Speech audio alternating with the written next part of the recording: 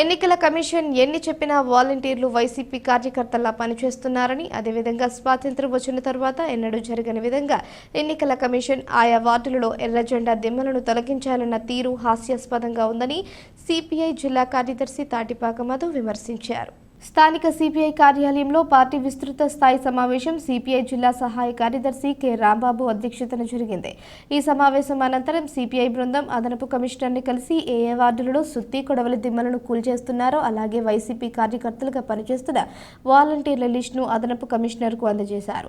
స్థానిక తాడితోటలో 50 సంవత్సరాలుగా ఉన్న సుత్తి కొడవలి జెండా దిమ్మలను తొలగించడాన్ని టౌన్ ప్లానింగ్ అధికారులు వచ్చారని, అక్కడ స్థానిక కార్మికులు పెద్ద ఎత్తున అడ్డుకోవడంతో వెనుతిరిగారన్నారు. సుత్తి కొడవలి అనేది ప్రపంచ కార్మికులారా ఏకం కండి అని తెలియజేసేదే తప్ప అది ఎన్నికల గుర్తు కాదన్నారు. సిపిఐ జిల్లా సహాయ కార్యదర్శి కుంట్రపు రాంబాబు, నగర కార్యదర్శి వి కొండలరావు, సహాయ కార్యదర్శి నవరోజి, చింతలపూడి సునీల్, కె శ్రీనివాస్, సేపేని రవణమ్మ, వానపల్లి సూర్యనారాయణ, పెంటా దేవుడు బాబు తదితరులు పాల్గొన్నారు.